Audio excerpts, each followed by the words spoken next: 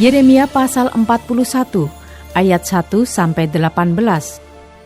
Dalam bulan yang ketujuh datanglah Ismail bin Netanya bin Elisama, ia keturunan raja dan perwira tinggi raja, beserta 10 orang kepada Gedalia bin Ahikam di Mispa. Sementara mereka makan roti bersama-sama di Mispa, maka bangkitlah Ismail bin Netanya dengan ke-10 orang yang ada bersama-sama dia. Lalu mereka memukul mati Gedalia bin Ahikam bin Safan dengan pedang. Demikianlah Ismail membunuh dia yang telah diangkat Raja Babel atas negeri itu. Juga semua orang Yehuda yang ada bersama-sama dengan Gedalia di Mispa dan orang-orang Kasdim, yakni prajurit yang terdapat di sana, dipukul mati oleh Ismail. Esok harinya sesudah ia membunuh Gedalia, ketika itu belum ada yang tahu. Datanglah orang-orang dari Sikem, dari Silo, dan dari Samaria, 80 orang jumlahnya, yang janggutnya bercukur, pakaiannya koyak-koyak, dan badannya bertoreh-toreh. Mereka membawa korban sajian dan kemenyan untuk dipersembahkan di rumah Tuhan.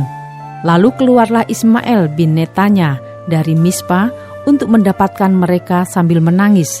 Ketika ia bertemu dengan mereka, berkatalah ia kepada mereka, "Pergilah kepada Gedalia bin Ahikam."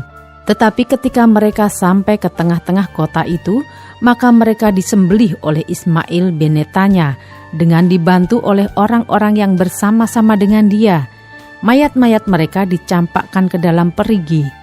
Tetapi di antara mereka terdapat 10 orang yang berkata kepada Ismail, "Janganlah bunuh kami, sebab kami masih mempunyai perbekalan tersembunyi di luar kota, yakni gandum, jelai, minyak, dan madu." Maka ia pun membiarkan mereka, tidak membunuhnya bersama-sama dengan rekan-rekan mereka. Adapun perigi kemana Ismail melemparkan segala mayat orang-orang yang dipukulnya mati itu adalah perigi besar yang telah dibuat oleh Raja Asa untuk menghadapi Baesa, Raja Israel. Itulah yang diisi Ismail bin Netanya dengan mayat orang-orang yang mati terbunuh itu. Lalu Ismail mengangkut sebagai tawanan seluruh sisa-sisa rakyat yang ada di Mispa itu, putri-putri raja, dan semua orang yang masih tinggal di Mispa yang telah ditempatkan di bawah Gedalia bin Ahikam oleh Nebuzaradan, kepala pasukan pengawal itu. Ismail bin Netanya mengangkut mereka sebagai tawanan. Lalu ia berangkat untuk menyeberang ke daerah Bani Amon. Tetapi ketika Yohanan bin Kareah serta semua perwira tentara yang bersama-sama dengan dia mendengar tentang segala kejahatan yang telah dilakukan Ismail bin Netanya, maka mereka pun mengumpulkan semua anak buah mereka.